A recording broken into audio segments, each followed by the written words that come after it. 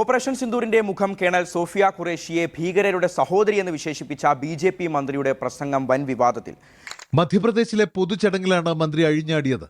നമ്മുടെ സഹോദരിമാരുടെ സിന്ദൂരം അയച്ച ആ ഭീകരരെ നേരിടാൻ അവരുടെ സമുദായത്തിൽപ്പെടുന്ന ഒരാളെ തന്നെ മോദി അയച്ചു. ഭീകരരുടെ സഹോദരിയെ വിട്ട് തക്ക മറുപടി നൽകി. ഇതായിരുന്നു വിജയ് ഷായുടെ വാക്കുകൾ. എന്നെ ഒന്നും ഒരുത്തരം ദേശസ്നേഹം പഠിപ്പിക്കേണ്ട. എന്റെ കുടുംബത്തിലുള്ള ഒത്തിരി പേര് പട്ടാളത്തിൽ ജോലി ചെയ്യുന്നവരാ. അതുകൊണ്ടാണ് പറയുന്നത്, എനിക്ക് ഭയമുണ്ട്. ഈ രാജ്യത്തിലെ സൈനികർ പോലും ബിജെപിയുടെ ഭരണത്തിൽ സുരക്ഷിതരല്ല. നിങ്ങളുടെ സ്വാർത്ഥ താല്പര്യങ്ങൾക്ക് വേണ്ടി ഞങ്ങളുടെ പ്രിയപ്പെട്ടവരെ പോലും നിങ്ങൾ ജീവൻ ബലിയർപ്പിക്കുക. അതുകൊണ്ട് ഞാൻ പറയുന്നു, ഇവരാണ് രാജ്യദ്രോഹികൾ. ഇവർക്ക് ഒരു രാജ്യസ്നേഹവുമില്ല.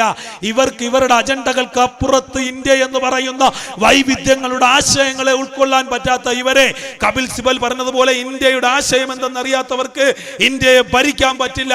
അത് നമ്മൾ കാണിച്ചു കൊടുക്കണം. ഇവിടെ ഈ കാര്യം നമ്മൾ പറയുമ്പോൾ ഇവർ പറയുന്നത് നമ്മൾ ഭീകരവാദികളാ, തീവ്രവാദികളാ, പാകിസ്ഥാനിൽ പോണമെന്ന്. ഞാൻ അതിന്റെ ഒരു ചരിത്രം കൂടി പറഞ്ഞുകൊണ്ട് അവസാനിപ്പിക്കാമെന്ന് വിചാരിക്കുക. ഇന്ത്യയിൽ 1857 ഒന്നാം സ്വാതന്ത്ര്യ സമരം ഉണ്ടാകുന്നത്. അതിനു മുമ്പ് ഒത്തിരി കലാപങ്ങൾ കേരളത്തിൽ ഉൾപ്പെടെ ബ്രിട്ടീഷുകാരനെതിരെ, ഇംഗ്ലീഷ് ഈസ്റ്റ് ഇന്ത്യ കമ്പനിക്കെതിരെ ഒക്കെ സമരങ്ങൾ നടന്നതാണ്. പക്ഷെ ഒരു കളക്റ്റീവായിട്ടുള്ള സമരം നടക്കുന്ന 1857. 1857 താന്തിയോ തോപ്പിയും ഝാൻസി റാണിയും ഒക്കെ ചേർന്നുകൊണ്ട് ഇന്ത്യയിൽ ഒന്നാം സ്വാതന്ത്ര്യ സമരം നടക്കുമ്പോൾ ആ ഒന്നാം സ്വാതന്ത്ര്യ സമരത്തെ നയിച്ചത് ആരാണെന്ന് നിങ്ങൾക്ക് അറിയുമോ? ഇവിടുത്തെ BJP-ക്കാർക്ക് അറിയോ? ഒന്നാം സ്വാതന്ത്ര്യ സമരത്തെ നയിച്ചത് അന്നത്തെ നാട്ടുരാജാക്കന്മാർ, ചക്രവർത്തിമാർ, നിങ്ങളുടെ സാമന്ത പ്രഭുക്കന്മാർ ബ്രിട്ടീഷുകാരന് വിടുപണി ചെയ്യുമ്പോൾ അതിനെ നയിച്ചത് ബഹദൂർ ഷാ രണ്ടാമൻ എന്ന് പറഞ്ഞ മുസൽമാനായിരുന്നു. ചരിത്രമാണ്, അല്ലാതെ കെട്ടിച്ചമച്ച് പറയല്ല. ബഹദൂർ ഷാ രണ്ടാമന്റെ നേതൃത്വത്തിൽ ഒന്നാം സ്വാതന്ത്ര്യ സമരം നടക്കുമ്പോൾ മതേതര ഭാരത് വദൻ കി ജയ് എന്ന് കവിത എഴുതിക്കൊണ്ട് മതേതര ഇന്ത്യ വിജയിക്കട്ടെ എന്ന മുദ്രാവാക്യത്തോടുകൂടി ഈ രാജ്യത്തെ സ്വാതന്ത്ര്യ സമര പോരാട്ടത്തിലേക്ക് നയിച്ചത് അജീമുള്ള ഖാൻ എന്ന് പറഞ്ഞ മുസൽമാനായിരുന്നു. അവസാനം അയാളെ ബ്രിട്ടീഷുകാരൻ പിടിച്ചുകൊണ്ടുപോയി കാല് മുതൽ തലവരെ ഇഞ്ചപ്പരുവത്തിൽ അടിച്ച് ചതച്ച് ഇസ്ലാം സമൂഹത്തിന് ഹറാമായിട്ടുള്ള പന്നുനെയ്യ് ഒഴിച്ചു കൊടുത്ത് കനലിൽ ചുട്ടരിച്ചാണ് അജീമുള്ള ഖാനെ കൊന്നുകളഞ്ഞത്. ഇന്ത്യയുടെ ചരിത്രം ഇതാണ്. അജീമുള്ള ഖാന് ശേഷം ഇങ്ങോട്ട് വന്ന 1860 കാലഘട്ടത്തിൽ ബ്രിട്ടനെ സംബന്ധിച്ചിടത്തോളം ബ്രിട്ടനിന്റെ വൈസ്രോയി എന്ന് പറഞ്ഞാൽ ഇന്നത്തെ അമിത്ഷായും മോഡിയൊന്നുമല്ല. സൂര്യൻ അസ്തമിക്കാത്ത സാമ്രാജ്യത്തിന്റെ ഏറ്റവും വലിയവനായിട്ട് നിന്ന ബ്രിട്ടനിന്റെ വൈസ്രോയി ആൻഡമാൻ നിക്കോബാറിൽ പോർട്ട് ബ്ലെയറിൽ കൂടി സഞ്ചരിക്കുമ്പോൾ നിങ്ങൾക്കറിയോ, ചരിത്രത്തിൽ ഒരൊറ്റ വൈസ്രോയി മാത്രമേ ബ്രിട്ടനിൽ കൊല്ലപ്പെട്ടിട്ടുള്ളൂ. അയാളുടെ പേര് മേയോ പ്രഭു എന്നാ. മേയോ പ്രഭു ആൻഡമാനിൽ കൂടി കടന്നു വരുമ്പോൾ അവിടുത്തെ പാലത്തിന്റെ അടിയിൽ ചരിത്രകാരന്മാർ എഴുതി വെച്ചിരിക്കുന്നത്, എങ്ങനെ ആ മനുഷ്യൻ 4 മണിക്കൂർ അതിന്റെ അടിയിൽ വെള്ളത്തിൽ കുഴല് പിടിച്ചുകൊണ്ട് ശ്വസിച്ചു മുങ്ങാൻ കൂടിയിട്ട് നിന്നെന്ന. 4 മണിക്കൂർ നിന്നതിന് ശേഷം അയാൾ മുകളിലേക്ക് വന്നു. മേയോ പ്രഭുവിനെ കണ്ടപ്പോൾ 10-15 അടി ഉയരത്തിലുള്ള ചെറിയ പാലത്തിന്റെ മുകളിലേക്ക് ചാടിക്കേറി മേയോ പ്രഭുവിന്റെ നെഞ്ചത്തേക്ക് കടാര കുത്തി ഇറക്കിക്കൊണ്ട് മേയോ പ്രഭു എന്ന് പറഞ്ഞ ദുഷ്പ്രഭുവിനെ, ഒന്നാം സ്വാതന്ത്ര്യ സമരത്തിന് അനന്തരമുള്ള ഇന്ത്യയിലെ മുഴുവൻ രാഷ്ട്രീയ മൂവ്മെന്റുകളെയും ഇല്ലാതാക്കിയ മേയോ പ്രഭുവിനെ കൊന്നുകളഞ്ഞത് ഷാഹിദ് അലി എന്ന് പറഞ്ഞ മുസൽമാനായിരുന്നു. BJP-യും RSS-ഉം ചരിത്രം പഠിക്കുക തന്നെ വേണം. അഷാഖുള്ള ഖാനെ നിങ്ങൾക്ക് അറിയുമോ? 1925 കാക്കോരി സംഭവമുണ്ട്. ചന്ദ്രശേഖർ ആസാദിന്റെ നേതൃത്വത്തിൽ ഇന്ത്യൻ നാഷണൽ കോൺഗ്രസ് ഉൾപ്പെടെയുള്ള ദേശീയ പ്രസ്ഥാനം ഒരു വശത്ത് മിതവാദത്തെ കുറിച്ച് പറഞ്ഞപ്പോൾ, മിതവാദം മാത്രമേ ഈ രാജ്യത്ത് പോരാ, തീവ്രവാദം വേണമെന്ന് പറഞ്ഞുകൊണ്ട് കാക്കോരിയിൽ ബ്രിട്ടീഷുകാരന്റെ ആയുധങ്ങളും പണവുമായി വന്ന ആ തീവണ്ടിയെ കൊള്ളയടിച്ച് അവസാനം ബ്രിട്ടീഷുകാരനെ നാമാവശേഷമാക്കുന്ന പോരാട്ടത്തിലേക്ക് നയിക്കാൻ വേണ്ടിയിട്ട് ഒരു കൂട്ടം ചെറുപ്പക്കാർ സ്വപ്നം കണ്ടുപോയതിന്റെ പുറത്ത് അവസാനം ആ ചെറുപ്പക്കാരെ പിടിച്ചു തൂക്കിക്കൊല്ലുമ്പോൾ അഷാഖുള്ള ഖാൻ എന്ന് പറഞ്ഞുകൊണ്ട് ബ്രിട്ടീഷുകാരന്റെ തൂക്കുമരത്തിൽ മരണപ്പെട്ട ആ ചെറുപ്പക്കാരന്റെ ചരിത്രം എന്തിനു പറയുന്നു? കേരളത്തിലെ വക്കം അബ്ദുൽ ഖാദർ തിരുവനന്തപുരത്ത് വന്നിറങ്ങിയ ഗാന്ധിജി ഇടം കയ്യിൽ മുത്തം കൊടുത്തത് കൊണ്ട് മൂവർണ്ണ കൊടിയന്തി ഇന്ത്യയുടെ സ്വാതന്ത്ര്യ സമര പോരാട്ടത്തിലേക്ക് കടന്നു വന്ന് 22ാമത്തെ വയസ്സിൽ ദാരിദ്ര്യം അതിന്റെ ഉച്ചസ്ഥായിയിൽ എത്തിക്കഴിഞ്ഞപ്പോൾ ഈ നാട് വിട്ടുപോയി, മാലിയിൽ പോയി, പിന്നീട് സിംഗപ്പൂരിൽ ചെന്നു. ഇന്ത്യൻ നാഷണൽ ആർമിയുടെ ഭാഗമായി നേതാജി സുഭാഷ് ചന്ദ്രബോസിനൊപ്പം പോരാട്ടത്തിൽ നിന്നു. അവസാനം ആ ചെറുപ്പക്കാരനെ പിടിച്ചുകൊണ്ടുപോയി ബ്രിട്ടീഷുകാരൻ കൊല്ലാൻ നിർത്തിയപ്പോൾ വക്കം അബ്ദുൽ ഖാദറിനോട് ചോദിച്ചു, നിനക്ക് എങ്ങനെ മരണപ്പെടണം എന്നുള്ളത്? തൂക്കിക്കൊല്ലുകയാണ്, നിനക്ക് എന്തെങ്കിലും ആഗ്രഹമുണ്ടോ? അപ്പൊ വക്കം അബ്ദുൽ ഖാദർ പറഞ്ഞു, ഒരേ ഒരു ആഗ്രഹമേ ഉള്ളൂ, നിങ്ങൾ ഇന്ന് എനിക്കൊപ്പം തൂക്കിക്കൊല്ലുന്ന അനന്തൻ നായരെ തൂക്കിക്കൊല്ലുന്ന അതേ കഴുമരത്തിൽ എന്നെയും തൂക്കിക്കൊല്ലണം. എടാ ചാവാലി പട്ടികളെ, ഹിന്ദുവിന്റെ രക്തം വീഴുന്നിടത്ത്, ഹിന്ദു മരണപ്പെടുന്നിടത്തുമായി മുസൽമാനും മരണപ്പെടണം. അങ്ങനെ ഈ രാജ്യത്തിന്റെ മതേതരത്വത്തിൽ ഞങ്ങൾ രണ്ടും ഒരുമിച്ച് കഴുമരത്തിലേറണമെന്ന് പറഞ്ഞ വക്കം അബ്ദുൽ ഖാദറിന്റെ പിൻഗാമികളോടാണോ രാജ്യസ്നേഹത്തിന്റെ സർട്ടിഫിക്കറ്റ് ചോദിക്കുന്നത്? വക്കം അബ്ദുൽ ഖാദർ എഴുതിയ കത്തുണ്ട്. നിങ്ങൾക്ക് മ്യൂസിയത്തിൽ ചെന്നാൽ കാണാൻ പറ്റും. വക്കം അബ്ദുൽ ഖാദർ എഴുതി ഇങ്ങനെയാണ്: എൻ്റെ പ്രിയപ്പെട്ട ഉപ്പയുടെ കയ്യിൽ ഈ കത്ത് കിട്ടുമ്പോൾ ഉപ്പയുടെ മകൻ വക്കം അബ്ദുൽ ഖാദർ മരണപ്പെട്ടിട്ടുണ്ടാവും. എനിക്ക് ഉപ്പാക്ക് വേണ്ടി, ഉമ്മാക്ക് വേണ്ടി, പെങ്ങന്മാർക്ക് വേണ്ടി ഒന്നും ചെയ്യാൻ പറ്റിയില്ല. പക്ഷേ ഈ രാജ്യത്തിന് വേണ്ടി ഞാൻ ചെയ്തു. ഈ രാജ്യത്തിന് വേണ്ടി ഞാൻ രക്തസാക്ഷിയാകുകയാണ്. ഇന്ന് ഞാൻ ഈ കത്തെഴുതി നാളെ പുലർക്കുന്നത് റമദാൻ മാസത്തിന്റെ 7-ാം രാവ് വെള്ളിയാഴ്ചയാണ്. ഉപ്പ സുബഹ് നമസ്കാരത്തിന് പോകുന്ന സമയത്ത് ഉപ്പയുടെ മകൻ ഈ ലോകത്തോട് വിട പറഞ്ഞിട്ടുണ്ടാകും. പക്ഷേ ഒന്നുണ്ട് ഉപ്പ, എന്റെ മയ്യത്ത് കാണുവാൻ അല്ലെങ്കിൽ എന്റെ കവർ കാണുവാൻ ഉപ്പായ്ക്ക് ഭാഗ്യം ലഭിച്ചാൽ അതിന്റെ മുമ്പിൽ വന്ന് നിന്ന് കണ്ണുനീര് കൊണ്ട് ഉപ്പ ഒരിക്കലും എന്റെ രക്തസാക്ഷിത്വത്തെ ഇല്ലാതാക്കരുത്. മറിച്ച് ഉപ്പ ചെയ്യേണ്ടത് എന്റെ മയ്യത്തിന്റെ മുമ്പിൽ അല്ലെങ്കിൽ എന്റെ കബറിന്റെ മുമ്പിൽ മുഷ്ടി ചുരുട്ടിക്കൊണ്ട് ഭാരത് മാതാ കീ ജയ് എന്ന് മുദ്രാവാക്യം വിളിക്കണമെന്ന് പറഞ്ഞ വക്കം അബ്ദുൽ ഖാദറിന്റെ ചരിത്രം RSSനും BJPക്കും അറിയില്ല. പക്ഷെ അത് ചരിത്ര. ഈ ഞാൻ ഉൾപ്പെടെയുള്ളവർ സംസാരിച്ചുകൊണ്ട് ഞങ്ങളൊക്കെ പ്രസംഗം അവസാനിപ്പിക്കുമ്പോൾ പറയും ജയ് ഹിന്ദ് എന്ന്. ജയ് ഹിന്ദ് എന്ന മുദ്രാവാക്യം ഈ രാജ്യത്തിന് സംഭാവന ചെയ്തത് ഇന്ത്യൻ നാഷണൽ ആർമിയുടെ നേതാജി സുഭാഷ് ചന്ദ്രബോസിനൊപ്പം ആബിദ് ഹസൻ സഫ്രാനി എന്ന് പറഞ്ഞ മുസൽമാനാണ്. ഗുലാബ് സിന്ദാബാദ്, വിപ്ലവം വിജയിക്കട്ടെ എന്ന് സുധീഷ് അണ്ണൻ ഉൾപ്പെടെയുള്ളവർ വിവാ റെവല്യൂഷൻ എന്ന മുദ്രാവാക്യം വിളിക്കുന്നത് ഹസ്രത് മുഹാനി എന്ന മനുഷ്യൻ മുസൽമാൻ 1922 വിളിച്ച മുദ്രാവാക്യം. സാരേ ജഹാസെ അച്ഛ ഹിന്ദുസ്ഥാൻ ഹമാര എന്ന അല്ലാമ മുഹമ്മദ് ഇക്ബാൽ എഴുതിയത്, അല്ലാതെ സാരേ ജഹാസെ അച്ഛ പാകിസ്ഥാൻ ഹമാര എന്നല്ല എഴുതിയത്. ആലോചിക്കേണ്ടതാ. ആ മുഹമ്മദ് ഇക്ബാലിന്റെ ചരിത്രം നമുക്ക് മറക്കാൻ പറ്റുമോ? എത്രയോ ചരിത്രങ്ങൾ. സൈമൺ കമ്മീഷൻ ഗോ ബാക്ക് എന്നും കിറ്റ് ഇന്ത്യ എന്നും ഈ രാജ്യത്തോട് വിളിച്ചു പറഞ്ഞത് യൂസഫ് മഹറലി എന്ന് പറഞ്ഞ മുസൽമാന. കിറ്റ് ഇന്ത്യ 1942 ഓഗസ്റ്റ് 9 ഇന്ത്യൻ ദേശീയ പ്രസ്ഥാനം പറയുമ്പോൾ അയ്യോ ബ്രിട്ടീഷുകാരെ, നിങ്ങൾ ഇന്ത്യ വിട്ടു പോകല്ലേ, ഇന്ത്യ വിട്ടു പോയാൽ ന്യൂനപക്ഷക്കാരനും പിന്നോക്കക്കാരനും ദളിതനും ആദിവാസിയും ഒക്കെ ഇന്ത്യ ഭരിക്കും, അതുകൊണ്ട് വരേണ്യരായിട്ടുള്ള ആര്യന്മാരായിട്ടുള്ള ബ്രിട്ടീഷുകാരൻ ഇന്ത്യ വിട്ടു പോകരുതെന്ന് പറഞ്ഞുകൊണ്ട് അവിടുത്തെ രാജ്ഞിക്ക് ചരിത്രം എഴുതിയ കത്തെഴുതിയ ചരിത്രം ഉണ്ടോ RSSനും BJP? നിങ്ങൾ ബ്രിട്ടീഷുകാരോട് സ്റ്റേ ഇൻ ഇന്ത്യ എന്ന് പറഞ്ഞപ്പോൾ കിറ്റ് ഇന്ത്യ എന്ന് പറഞ്ഞ യൂസഫ് മെഹ്റലിയുടെ പിന്തുണക്കാരോടാണ് നിങ്ങൾ ഈ വെല്ലുവിളി നടത്തുന്നതെന്ന് അറിയണം. ഇനിയും പറയാനുണ്ട്. ഈ രാജ്യത്തിന്റെ ഒത്തിരി ചരിത്രങ്ങൾ. 72 വർഷം ഇന്ത്യ സ്വതന്ത്രമായി 72 വർഷത്തിലേക്ക് എത്തിവെക്കുമ്പോൾ ഇവിടുത്തെ ഒരു രാത്രിയിൽ നോട്ട് നിരോധിച്ച് കളഞ്ഞിട്ട് അവസാനം 2000ന്റെ നോട്ടിൽ മംഗൾയാൻ അടിച്ചു വെക്കാൻ നരേന്ദ്രമോദിക്ക് പറ്റിയത് എങ്ങനെയാണെന്ന് നിങ്ങൾ തിരിച്ചറിയണം. ഇന്ത്യയെ ഇവരൊക്കെ പറയുന്നത് പോലെ വർഗീയ രാഷ്ട്രമാക്കിയെങ്കിൽ പാകിസ്ഥാനിലേക്ക് നോക്കൂ. എല്ലാവരും നമ്മളോടൊക്കെ പാകിസ്ഥാനിൽ പോകാനാണ് ഇവർ പറയുന്നത്. അതുകൊണ്ട് നമ്മൾ നരേന്ദ്രമോദിയോടും അമിത്ഷായോടും പറയുക, പാകിസ്ഥാനിൽ പോയിട്ട് അവിടുത്തെ ചരിത്രം പഠിക്ക്. എങ്ങനെ ആ രാജ്യം ഇപ്പോഴും തമ്മിൽ അടിച്ചുകൊണ്ട് കിടക്കുന്നെന്ന് പഠിക്കൂ. അവിടെ പറ്റിയത് മതാധിഷ്ഠിത രാഷ്ട്രമായതുകൊണ്ട് ആ രാജ്യത്തിന് വികസിക്കാൻ പറ്റാതെ പോയത്. മതാധിഷ്ഠിത രാഷ്ട്രമല്ലാതെ ഇന്ത്യയെ ഇങ്ങനെ ഉണ്ടാക്കിയെടുത്തോണ്ടാ 190 കോടിയാണ് ഇന്ത്യയുടെ ആദ്യത്തെ ബഡ്ജറ്റ്. എനിക്ക് തോന്നുന്നു സുധീഷ് അണ്ണൊക്കെ ജില്ലാ പഞ്ചായത്ത് മെമ്പറാ. ഇപ്പൊ കൊല്ലം ജില്ലാ പഞ്ചായത്തിന്റെ ബഡ്ജറ്റ് അതിന്റെ മോളിൽ വരും അല്ലേ? 190 കോടിയുടെ എഴുതപ്പെടാത്ത ബഡ്ജറ്റിൽ നിന്ന് 40 ലക്ഷം കോടിയുടെ ബഡ്ജറ്റിലേക്ക് ഈ രാജ്യം വളർന്നു വന്നത് ഈ രാജ്യത്തിന് ഭരണഘടന ഉള്ളത് കൊണ്ടാ.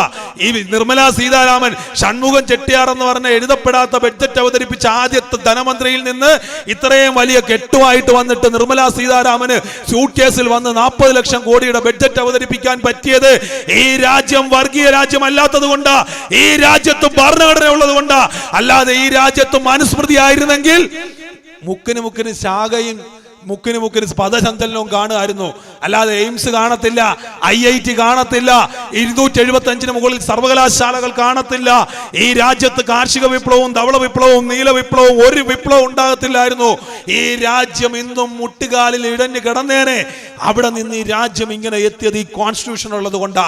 അതുകൊണ്ടാണ് ഞാൻ പറയുന്നത്, ഭരണഘടനയിൽ വിശ്വസിക്കുന്ന ഞങ്ങൾക്കാണ് ദേശസ്നേഹം, അല്ലാതെ മനുസ്മൃതിയുടെ പിന്തുടർച്ചക്കാർക്കല്ല ഈ രാജ്യത്ത് ദേശസ്നേഹം എന്ന് വീണ്ടും വീണ്ടും വീണ്ടും പറയുവാൻ ആഗ്രഹിക്കുക. ഇതൊക്കെ ഇപ്പൊ പറഞ്ഞില്ലേ, പിന്നെ എപ്പോ പറയാനാ? ഇവിടെ വേഷം കണ്ട് തിരിച്ചറിയുന്ന പ്രധാനമന്ത്രി പറഞ്ഞത് കലാപകാരികളെ വേഷം കണ്ട് തിരിച്ചറിയും. കലാപകാരികളെ വേഷം കണ്ട് തിരിച്ചറിയും എന്ന് പറഞ്ഞപ്പോ പ്രധാനമന്ത്രി പ്രതിദാനം ചെയ്യുന്ന വാരണാസി മണ്ഡലത്തിൽ നിന്നും ഒരു ചെറുപ്പക്കാരൻ ഇറങ്ങി ഉടുപ്പ് ഊരിക്കളഞ്ഞുകൊണ്ട് പൂണൂല് കാണിച്ചുകൊണ്ട് ദാ ഇതാണോടോ പ്രധാനമന്ത്രി വേഷം കണ്ടാൽ നിങ്ങൾക്ക് തിരിച്ചറിയാൻ പറ്റുന്നത് കലാപകാരികളെ എന്ന് ചോദിച്ച ഈ നാടിന്റെ യുവത്വത്തിലാണ് നമ്മളുടെ പ്രതീക്ഷ. നമുക്ക് മുമ്പോട്ട് പോയേ പറ്റൂ. ഈ രാജ്യത്ത് ഞാൻ അതാ പറഞ്ഞ 1925 95 വർഷക്കാലായി നിങ്ങൾ എന്താ ഈ രാജ്യത്ത് ഉണ്ടാക്കിയത്? നിങ്ങളുടെ ആരാണ് ഇന്ത്യയുടെ സ്വാതന്ത്ര്യ സമരത്തെ നിങ്ങൾ ഒറ്റുകൊടുത്തത് പോട്ടെ, ഇന്ത്യൻ സ്വാതന്ത്ര്യ സമരത്തിൽ നിങ്ങൾ പങ്കെടുക്കാത്ത പോട്ടെ, നിങ്ങൾ ഇന്ത്യൻ സ്വാതന്ത്ര്യ സമരം നടന്നു പോകുന്ന വഴിയിൽ വരമ്പിലേക്ക് ഇറങ്ങി നിന്ന് വെള്ളത്തിൽ വീണ് ഉടുപ്പ് നനഞ്ഞ ഒരു RSSകാരന്റെ BJPക്കാരന്റെ പേര് നിങ്ങൾക്ക് പറയാൻ പറ്റുമോ? വേണ്ട. ഒരു സമരത്തിന് പോകുമ്പോൾ എന്തെങ്കിലും കണ്ട് ഓടിപ്പോയിട്ട് എവിടെയെങ്കിലും തലയടിച്ച് വീണ് ഒന്ന് തല പൊട്ടിയ അല്പം ചോര പൊടിഞ്ഞ ഒരു BJP-ക്കാരന്റെ പേര് പറയാൻ പറ്റുമോ? 1857 ഒന്നാം സ്വാതന്ത്ര്യ സമരത്തെ കുറിച്ചിട്ട് നമ്മളാരും പറഞ്ഞ ഇവർ വിശ്വസിക്കില്ല. പക്ഷെ സവർക്കർ എഴുതിയിട്ടുണ്ട് പുസ്തകം.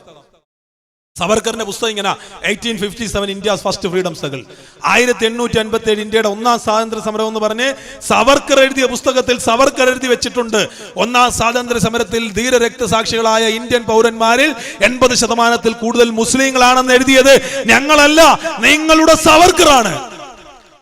ആ സവർക്കറിന്റെ ചരിത്രം കൂടി BJP RSSും പഠിക്കണം. അതുകൊണ്ട് എനിക്ക് പറയാനുള്ളത്, നിങ്ങൾ വീട്ടിലേക്ക് വരുമ്പോൾ കൃത്യമായിട്ട് നമ്മുടെ സഹോദരന്മാരാ, നമ്മുടെ അപ്പുറത്തൊക്കെ ഉള്ള ചേട്ടന്മാരാ, അവർ വരുമ്പോൾ നന്നായിട്ട് കസേരയൊക്കെ ഇട്ട് കൊടുത്ത് ഒരു സുലൈമാനി, ഇനി സുലൈമാനി എന്ന് പറഞ്ഞാൽ അത് മുസ്ലിമാന്ന് പറയാം അല്ലേ, അപ്പൊ അങ്ങനെയാണ് ഒരു കട്ടൻ ചായയൊക്കെ ഇട്ടുകൊടുത്ത് ധ്വജപ്രണാമങ്ങളൊക്കെ പറഞ്ഞ് അവരെ അവിടെ ഇരുത്തിക്കൊണ്ട് നിങ്ങൾ അവർക്ക് പറയാനുള്ളത് മുഴുവൻ കേട്ടിട്ട് നമ്മൾ ഈ പറഞ്ഞ ചില കാര്യങ്ങൾ തിരിച്ചു ചോദിക്കണം. ഇവർ നിങ്ങൾക്കറിയോ, ഈ നാഥുറാം വിനായക് ഗോഡ്സെ മഹാത്മാഗാന്ധിയെ വെടിവെച്ചു കൊന്നത് RSS അല്ലെന്നാണ് ഇവർ പറയുന്നത്. അല്ലെങ്കിലും RSS അല്ലെന്ന് ഇവർക്ക് എവിടെ വേണേലും പറയാം. അവർക്ക് നരേന്ദ്രമോദി RSS അല്ലെന്ന് പറയാം, അമിത്ഷാ RSS അല്ലെന്ന് പറയാം, ഈ കണ്ട ഒരാളും ഒരു കുഴപ്പം ചെയ്യുന്നവനും RSS അല്ലെന്ന് പറയാം. എന്താണെന്നറിയോ? RSSന് മെമ്പർഷിപ്പ് ഇല്ല. ഇന്ത്യയിൽ മെമ്പർഷിപ്പ് ഇല്ലാത്തൊരു സംവിധാനം RSS, അംഗത്വം കൊടുക്കാറില്ല. അപ്പൊ അതുകൊണ്ട് ഇവരെല്ലാവരും ഓരോ സേന, ആണും പെണ്ണും ഒരുമിച്ചിരുന്നാൽ അവിടെ നിന്ന് എഴുന്നേപ്പിച്ചു വിടാൻ വേണ്ടി അവർക്കൊരു സേനയുണ്ട്, പിന്നെ അവർക്ക് വംശഹത്യ നടത്താൻ വേണ്ടി ഒരു സേനയുണ്ട്, ഗോവധ നിരോധനവുമായി ബന്ധപ്പെട്ട അതിന്റെ പേരിൽ ആൾക്കാരെ കൊല്ലാൻ ഒരു സേനയുണ്ട്. ഇങ്ങനെ ഇവർക്ക് ഒത്തിരി സേനകളുണ്ട് എന്നുള്ളതാണ്. ആലോചിക്കണം, ഹിന്ദു സ്നേഹത്തെ കുറിച്ചാണ് പറയുന്നത്. നരേന്ദ്ര ദബോൽക്കറിനെ വെടിവെച്ചു കൊന്നു, ഹിന്ദു സ്നേഹം ഉണ്ടായിരുന്നില്ല. MM കൽബുർഗിയെ വെടിവെച്ചു കൊന്നു, ഹിന്ദു സ്നേഹം ഉണ്ടായിരുന്നില്ല. ഗൗരി ലങ്കേഷിനെ വെടിവെച്ചു കൊന്നു, ഹിന്ദു സ്നേഹം ഉണ്ടായിരുന്നില്ല. കൗശിക് ഭൗമികിനെ വെടിവെച്ചു കൊന്നു, ഹിന്ദു സ്നേഹം ഉണ്ടായിരുന്നില്ല. ഇവരെ ആരെയും കൊന്നപ്പോൾ ഇവർക്ക് ഒരു തരത്തിലുള്ള ഹിന്ദു സ്നേഹവും ഇല്ലായിരുന്നു. UR അനന്തമൂർത്തി എന്ന് പറഞ്ഞ മനുഷ്യൻ മഹാത്മാഗാന്ധി സർവകലാശാലയിലെ വൈസ് ചാൻസലർ ആയിരുന്നു, ബ്രാഹ്മണ കുടുംബത്തിൽ ജനിച്ച ആളാ. അങ്ങേര് മരണപ്പെട്ടപ്പോൾ ഇവർ ചെയ്തെന്താണെന്നറിയാവോ? ഇവര് മംഗലാപുരത്ത്, ഞാനന്ന് കർണാടകയിൽ ഉണ്ടായിരുന്നു, മംഗലാപുരത്ത് ഈ വലിപ്പത്തിലുള്ള കാവിലഡു ഉണ്ടാക്കി വിതരണം ചെയ്തു. ലോക സമസ്ത സുഖിനോ ഭവന്തു എന്ന് പറയുന്നതാ ഹിന്ദു പ്രത്യയ ശാസ്ത്രം. ലോകത്തുള്ള മുഴുവൻ പേർക്കും സുഖമുണ്ടാകട്ടെ എന്ന് പറയുന്നു. വൈഷ്ണവ വലിയ ആശയങ്ങളെ കുറിച്ചൊക്കെ പറയുന്നു. അല്ലാതെ വൈഷ്ണവരെന്നും ശൈവജരെന്നും ഒക്കെ വേർതിട്ടിരുന്ന സംവിധാനത്തിൽ നിന്ന് ഇവർ സനാതന ധർമ്മത്തിലേക്ക് കടന്നു വന്നു. ലോകം മുഴുവൻ ഒന്നാകട്ടെ എന്ന് പറയുന്ന ആശയത്തിന്റെ പ്രചാരകരാണെന്ന് പറഞ്ഞുകൊണ്ട് RSS നടക്കുന്നത്. എന്നിട്ടാ ഇവർ ചെയ്തത്, ഒരു മനുഷ്യൻ ഏത് ശത്രു ആയിക്കോട്ടെ, ഏത് കുഴപ്പക്കാരനായിക്കോട്ടെ, നമ്മൾ ആശയപരമായി എതിർക്കുക. എന്തിനു പറയുന്നു? അമിത്ഷായോ നരേന്ദ്രമോദിയോ മരണപ്പെട്ടാൽ പോലും നമ്മൾ മോശമായിട്ട് പൊതുമധ്യത്തിൽ പറയില്ല. അതാണ് സംസ്കാരം എന്ന് പറഞ്ഞാൽ. ഇവർ ചെയ്തത് അനന്തമൂർത്തി എന്ന് പറയുന്ന ഒരു മനുഷ്യൻ മരണപ്പെട്ടപ്പോൾ ലഡു വിതരണം ചെയ്ത രാഷ്ട്രീയ ബോധമാണ് ഇവർക്കുള്ളത്. അതിന് രാഷ്ട്രീയം എന്നല്ല, അരാഷ്ട്രീയം എന്നാണ് പറയേണ്ടത്. ഇവരുടെ ഗോഡ്സെ മഹാത്മാഗാന്ധിയെ കൊന്നു, ഇവർ പറയുന്നത് RSS കൊന്നില്ലെന്ന. എന്തെങ്കിലും ആയിക്കോട്ടെ, നമ്മൾ അതിലേക്ക് പോകുന്നില്ല. പക്ഷേ ഞാൻ പറയുന്നു RSS തന്നെ കൊന്നത്. അതിന്റെ പുറത്ത് കേസെടുത്താലും നമുക്കൊരു പ്രശ്നവും ഇല്ല. മാപ്പെഴുതിയ ചരിത്രം സവർക്കറിനാണ്, ഞങ്ങൾക്കാർക്കും ഇല്ല. അതുകൊണ്ട് ഞങ്ങൾ മാപ്പ് പറയുകയില്ല. പക്ഷേ ഗോഡ്സെ കൊന്നതിന് ശേഷം അദ്ദേഹം പുസ്തകം എഴുതി ഇങ്ങനെ വൈ ഐ കിൽഡ് ഗാന്ധി, ഞാൻ എന്തുകൊണ്ട് ഗാന്ധിയെ കൊന്നു എന്ന് എഴുതിയ പുസ്തകത്തിൽ അദ്ദേഹം പറയുന്നുണ്ട്. അദ്ദേഹത്തിന്റെ സഹോദരന് പറഞ്ഞു കൊടുത്തിട്ട് സഹോദരൻ ആ പുസ്തകമാക്കിയത്. അതിൽ അദ്ദേഹം പറയുന്നത് എന്താന്ന് ചോദിച്ചാൽ, ഗോഡ്സെ പറയുന്നത് എന്റെ അന്ത്യാഭിലാഷം എന്താന്ന് ചോദിച്ചാൽ, ഈ പറയുന്ന നെഹ്റുവിനെയും രാജേന്ദ്ര പ്രസാദിനെയും ഗാന്ധിജിയെ കൊന്നു കളഞ്ഞു. ഗാന്ധിജിയെ അംബേദ്കറിനെയും പോലെയുള്ളവന്മാരാണ് ഈ രാജ്യത്തിലും അതേ തരത്തിന്റെ വിത്തുവാകിയിരിക്കുന്നത്. ഇവന്മാരൊന്നും ശരിയല്ല. അത് മാത്രമല്ല, ഇന്ത്യയുടെ കൊടിയും ശരിയല്ല. കാരണം ഇന്ത്യയുടെ കൊടിയും 3 കളറുണ്ട്.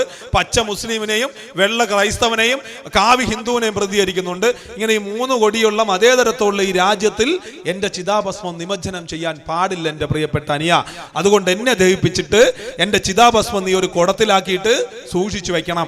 സൂക്ഷിച്ചു വെച്ചിട്ട് എന്നാണ് ഇത് ഹിന്ദുത്വ രാജ്യമാകുന്നത് അന്ന് മാത്രമേ ദഹിപ്പിക്കാവുള്ളെന്ന് പറഞ്ഞു. ഇയാൾ ഇത് കുറെ കാലം സൂക്ഷിച്ചു വെച്ചു. അവസാനം നോക്കുമ്പോൾ ഏറ്റവും നല്ല പറ്റിയ സ്ഥലം ഈ കുഴപ്പത്തിനെല്ലാം പറ്റിയ സ്ഥലം നാഗ്പൂരാണ്. അവിടെ കൊണ്ട് RSSന്റെ കൈ കൊടുത്തു. RSS ഇപ്പോഴും നാഗ്പൂരിൽ അവരുടെ സ്ഥലത്ത് സൂക്ഷിച്ചു വെച്ചിട്ടുണ്ട്. ഇടയ്ക്കിടയ്ക്ക് നരേന്ദ്രമോദി അമിത്ഷായും ഗാന്ധിജിയുടെ സ്വപ്നമാണ് ഇന്ത്യയുടെ സ്വപ്നം എന്ന് പറഞ്ഞിട്ട് രാവിലെ പോയിട്ട് പറഞ്ഞിട്ട് വൈകിട്ട് പോയിട്ട് അവിടെ പോയി തൊഴുമ്പോൾ ഈ ചിതാഭസ്മം അവിടെ ഇരിപ്പുണ്ട്. നിങ്ങൾ അറിയേണ്ടതാണ്. ഹിന്ദുത്വ അജണ്ടയിലേക്ക് ഈ രാജ്യത്തെ കൊണ്ടുവയ്ക്കാൻ വേണ്ടിയിട്ട്, അല്ലെങ്കിൽ ഗോഡ്സെ എന്താണ് പറഞ്ഞു വെച്ചിരിക്കുന്നത് അതിലേക്ക് വേണ്ടിയുള്ള ചുവടുവയ്പ് കൂടിയാണ് ഇവരിത് നടത്തിക്കൊണ്ടിരിക്കുന്നത്. എന്നെ ശ്രവിക്കുന്ന ഹിന്ദു സഹോദരങ്ങൾ അറിയേണ്ടത് ഹിന്ദുവും ഹിന്ദുത്വവും രണ്ടാണ്. ഹിന്ദുവും ഹിന്ദുത്വവും തമ്മിൽ ഒരു ബന്ധമില്ല. ഹിന്ദുത്വ എന്ന് പറയുന്ന വാക്ക് 1930 സവർക്കർ എഴുതിയ പുസ്തകത്തിൽ മാത്രമുള്ള വാക്കാ. ഇവിടെ BJP-കാരനും RSS-കാരനും വിചാരിച്ചത് കൊണ്ടോ നിങ്ങളാരും തെക്ക് വടക്ക് പദസഞ്ചലനം നടത്തിക്കൊണ്ടോ അല്ല ഇവിടെ ഹിന്ദു സമുദായം ജീവിച്ചതും ഇവിടെ ഹിന്ദു സമുദായത്തിന് ആശയങ്ങൾ ഉണ്ടായതും. ചട്ടമ്പി സ്വാമിയെയും ശ്രീനാരായണ ഗുരുവിനെയും അയ്യങ്കാളിയെയും അവരുടെ തത്വശാസ്ത്രങ്ങളെയും ഒന്നും അംഗീകരിച്ചിട്ടില്ല നിങ്ങൾ ഒരു കാലത്തും. നിങ്ങൾ വിവേകാനന്ദനെ പോലും അംഗീകരിച്ചിട്ടില്ലല്ലോ. വിവേകാനന്ദൻ പറഞ്ഞ എന്തായിരുന്നു? ബുദ്ധിശൂന്യന്റെ ആയുധമാണ് വർഗീയത എന്നാ പറഞ്ഞത്. വിവേകാനന്ദനെ പോയി കണ്ടിട്ട് പഴയ കുറച്ച് സന്യാസി വര്യന്മാർ വിവേകാനന്ദനെ പോയി കണ്ടിട്ട് പറഞ്ഞു, അല്ലയോ സ്വാമി, വിവേകാനന്ദൻ ചിക്കായിലേക്കൊക്കെ പോയിട്ട് വന്നതാ, അല്ലയോ സ്വാമി നമുക്ക് ഈ രാജ്യത്ത് ഗോവധ നിരോധനം നടപ്പിലാക്കണമെന്ന് പറഞ്ഞപ്പോൾ വിവേകാനന്ദൻ നരസിംഹത്തിലെ മമ്മൂട്ടിയുടെ കഥാപാത്രം പറഞ്ഞ പോലെ ചന്തിയിലെ പൊടിയും തട്ടി എഴുന്നേറ്റ് പോടെയെന്നാ പറഞ്ഞത്.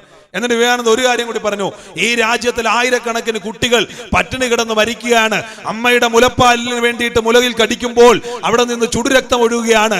ആ മനുഷ്യന്റെ ആ പിള്ളേരുടെ വിശപ്പ് മാറ്റിയിട്ട് വേണം നിങ്ങൾ ഇത്തരത്തിലുള്ള സങ്കുചിത ചിന്താഗതികളുമായി എന്നെ കൊന്ന് കാണാൻ എന്ന് പറഞ്ഞ സ്വാമി വിവേകാനന്ദൻ ഉൾപ്പെടെ ഉള്ളവരുടെ തത്വശാസ്ത്രം മുന്നോട്ട് വയ്ക്കുമ്പോൾ ഇവരുടെ അജണ്ടയെ കുറിച്ചാണ് പറയുന്നത്. ഇവർക്ക് വളരെ കൃത്യമാണ് അജണ്ട. ഇവിടെ ന്യൂ ഇയറിന് ആഘോഷം നടത്തിയാൽ, ക്രിസ്മസിന് ആഘോഷം നടത്തിയാൽ ഇവർ പറയുന്നത് ഇത് വൈദേശിക എന്നാ. ഇത് പിന്നെ ഇസ്ലാം മതം വൈദേശികമാണ്, ക്രൈസ്തവ മതം വൈദേശികമാണ്, ഒക്കെ സമ്മതിച്ചു. ഈ വൈദേശികമല്ല എന്ന് പറയുന്ന BJP-കാരും RSS-കാരും അറിയേണ്ടത്, നിങ്ങളുടെ നാഗ്പൂരിലെ ബ്രാഹ്മണിക്കൽ അജണ്ട എന്ന് പറഞ്ഞാൽ കഴിഞ്ഞ കാലങ്ങളിൽ ഇന്ത്യയുടെ കുറെ വർഷങ്ങൾക്ക് മുമ്പ് കടന്നു വന്ന കോട്ടകത്തളങ്ങൾ മുഴുവൻ തകർത്തെടിഞ്ഞ് അവർ കടന്നു വന്ന വഴികളിൽ മുഴുവൻ സ്ത്രീകളെ മുഴുവൻ ബലാത്കാരം ചെയ്ത് ഉന്മൂലനാശനം നടത്തി, വംശനാശം നടത്തി കടന്നു വന്ന ഹിറ്റ്ലറിന്റെ പൂർവികരായിട്ടുള്ള ആര്യന്മാരാണോ നാഗ്പൂരിലെയും RSS-ന്റെയും പൂർവികരെന്ന് നിങ്ങൾ തിരിച്ചറിയണം. ഇവര് പോയി ഗോൾവർക്കർ എന്ന് പറയുന്ന ഒരാളുണ്ട്, നാരായൺ ഗോൾവർക്കർ. ഇയാളെ ഇവർ വിളിക്കുന്നത് ഗുരുജി എന്നാ. ഇയാൾ പോയിട്ട് എന്താ ചെയ്തെന്നറിയാവോ? ഇയാൾ ജർമ്മനിയിൽ പോയി 4 വർഷം താമസിച്ചു, ജർമ്മനിയിലെ തത്വശാസ്ത്രങ്ങൾ പഠിച്ചു. എന്നിട്ട് അദ്ദേഹം ഇവിടേക്ക് വന്നിട്ട് how I define the nation, ഞാൻ എങ്ങനെയാണ് ഈ രാജ്യത്തെ നിർണ്ണയിക്കുന്നതെന്ന് അദ്ദേഹം പുസ്തകം എഴുതി. ആ പുസ്തകത്തിൽ അദ്ദേഹം എഴുതി വെച്ചിരിക്കുന്നത് എന്താണെന്നറിയാവോ? അതിൽ ഗോൾവർക്കർ എഴുതിയിരിക്കുന്നത്, നിങ്ങൾ ഇത് കേട്ടാൽ നിങ്ങൾക്ക് ഇത് മനസ്സിലാകും. ഗോൾവർക്കർ ഇത്രേ പറഞ്ഞുള്ളൂ, നിങ്ങൾ ഹിറ്റ്ലറിനെ കണ്ടു പഠിക്കണം. ഹിറ്റ്ലർ നടത്തുന്നത് പോലെ ആര്യവൽക്കരണം ഇവിടെ നമ്മൾ നടത്തണം. ആര്യന്മാരല്ലാത്ത ആരെയും വിവാഹം കഴിക്കാൻ പാടില്ല. നമ്മുടെ സമുദായത്തിലുള്ള കുറെ പിള്ളേര് എന്ത് ചെയ്യുന്നുണ്ട്? പോയിട്ട് ജൂതന്മാരെ കല്യാണം കഴിക്കുന്നു. Not the point. അന്നത്തെ കാലത്തെ നിങ്ങൾ ഈ കാലമായിട്ടൊന്ന് കണക്ട് ചെയ്ത് ചിന്തിച്ചാൽ മതി. പറഞ്ഞെന്താ? നമ്മുടെ കുട്ടികൾ വേറെ സമുദായത്തിൽ നിന്ന് കല്യാണം കഴിക്കുന്നത്, ഇത് നമ്മൾ അനുവദിക്കാൻ പാടില്ല. ഇവന്മാരെ പട്ടാളത്തിന്റെ ഉയർന്ന സ്ഥാനങ്ങളിൽ കൊണ്ടുവരാൻ പാടില്ല. ഇവരെ ഒരു സമയം കഴിയുമ്പോഴത്തേക്ക് ഇവർക്ക് പൗരത്വം ഇല്ലാതാക്കണം. നമ്മളുടെ രക്തത്തിന്റെ വിശുദ്ധി നിലനിർത്താൻ വേണ്ടി ഇവരുമായുള്ള എല്ലാ ബന്ധങ്ങളും കച്ചവടങ്ങളും അവസാനിപ്പിക്കണം. ഇവരെ തടങ്കൽ പാളയത്തിലേക്ക് കൊണ്ടുപോകണം. അവസാനം ഇവരെ തലച്ഛേദം ചെയ്ത് ശിരച്ഛേദം ചെയ്ത് ഇല്ലാതാക്കണം എന്ന് പറഞ്ഞു. എന്താണ് അദ്ദേഹം അവിടെ എഴുതി വെച്ചത്? അത് തന്നെ ഇവിടെ വിചാരധാരയിൽ കൂടിയും ഹൗ ഐ ഡിഫൈൻ ദ നാഷനിൽ കൂടിയും അദ്ദേഹം ഗോൾവർക്കർ ഇവിടെ നടപ്പിലാക്കാൻ ശ്രമിച്ചത്. ഞാൻ അതാണ് പറഞ്ഞത്, ഗോൾവർക്കറിന്റെയും സവർക്കറിന്റെയും ഒക്കെ അജണ്ട ഈ രാജ്യത്ത് ഇവർ നടപ്പിലാക്കാൻ ശ്രമിച്ചുകൊണ്ടിരിക്കുക.